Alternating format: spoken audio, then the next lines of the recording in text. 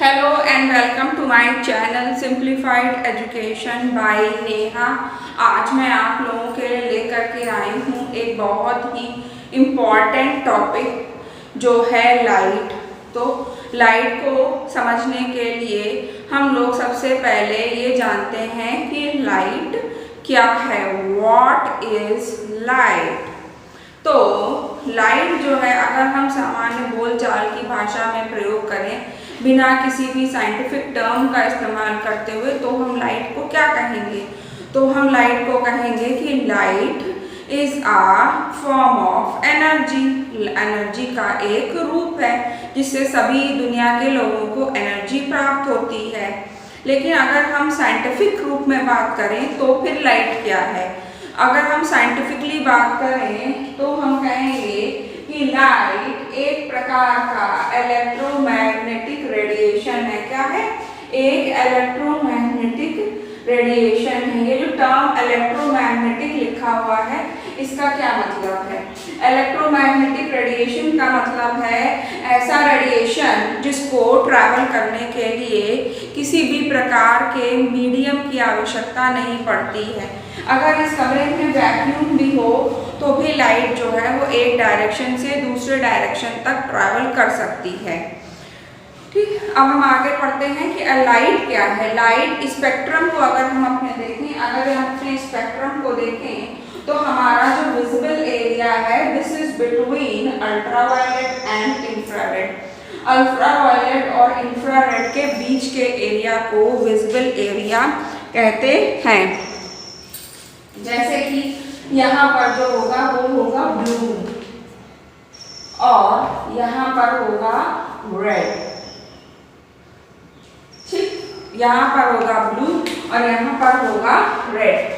मतलब इधर से इधर की ओर चलने पर from moving to right to left, इसकी जो वेवलेंथ है वो बराबर जो है वो डिक्रीज करती हुई चली जा रही है। मतलब सबसे ज्यादा वेवलेंथ इधर से जो है ब्लू की जो है वेवलेंथ है, फिर ब्लू के शेड्स आते आते यहाँ पर रेड और फिर जो है वो रेड की वेवलेंथ है। यानी विजिबल रीजन क्या होता है टर्म्स में अगर हम कहें तो 400 टू 700 नैनोमीटर। कौन सा एरिया है विजिबल रीजन का?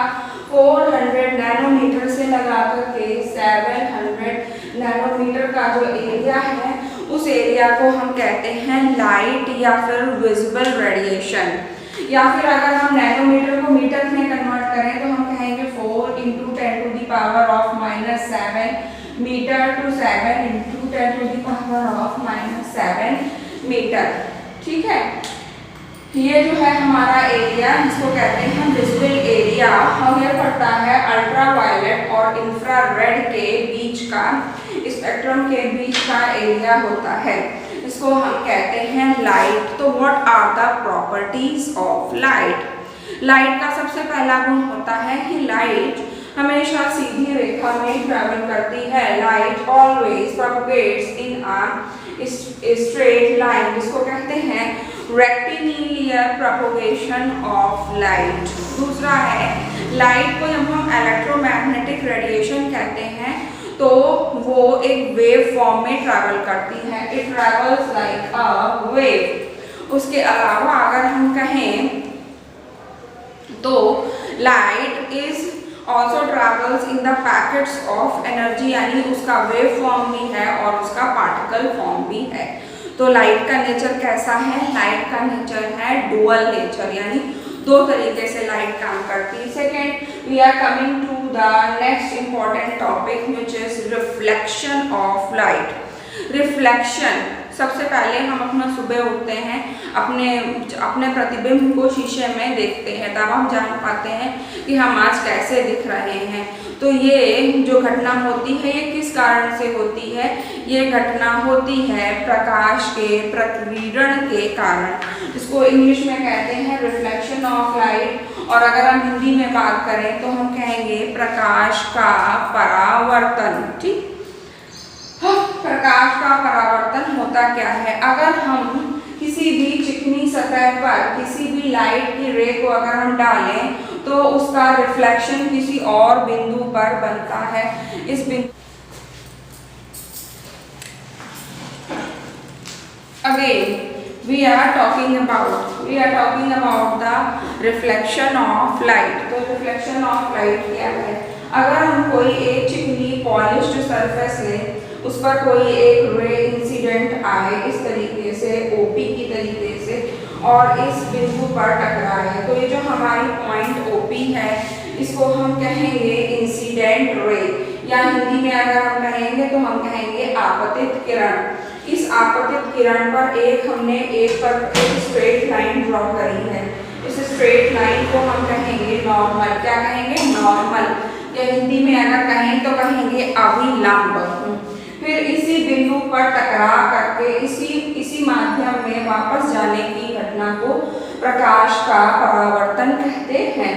जैसे ये हमारी रे है ओपी, इस पर आकर टकराई और फिर यहीं से अब ये वापस चली गई, तो ये जो हमारे इस रे का लौटना है OQ, इसको कहेंगे रिफ्लेक्टेड रे और इसको कहेंगे इंसिडेंट रे, या फिर इंग्लिश में कहेंगे इंसिडेंट रे को तो हम कहेंगे आपतित किरण, और दूसरा अगर हम रिफ्लेक्टेड रे को कहेंगे तो हम कहेंगे परावर्तित किरण। तो लॉज ऑफ रिफ्लेक्शन दो लॉज हैं। फर्स्ट लॉ इज कि इंसिडेंट रे, रिफ्लेक्टेड रे, और दूसरा जो है हमारा नॉर्मल एक ही प्लेन पर रहेंगे। दूसरा है हमारा कि angle of incidence is always equal to angle of reflection, या फिर जो आपतन कोण है यानी एंगल आई जो है ये ऑलवेज इक्वल होगा एंगल आर के। यदि एंगल आई 30 डिग्री है तो एंगल आर भी जो होगा वो 30 डिग्री के बराबर होगा।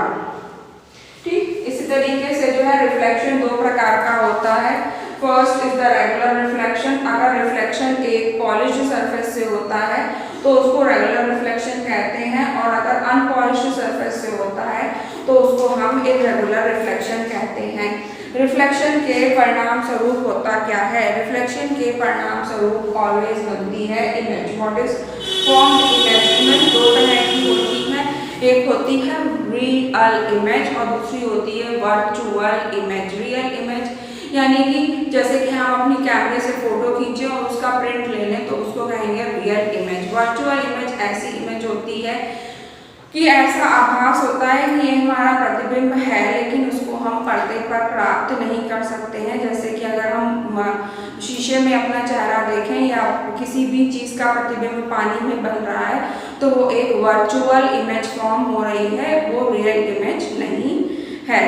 So today we discussed about two important topics. First is light, what is the concept of light, and second is reflection. I hope you will like this video, so please like, share and subscribe my channel. Thanks for watching.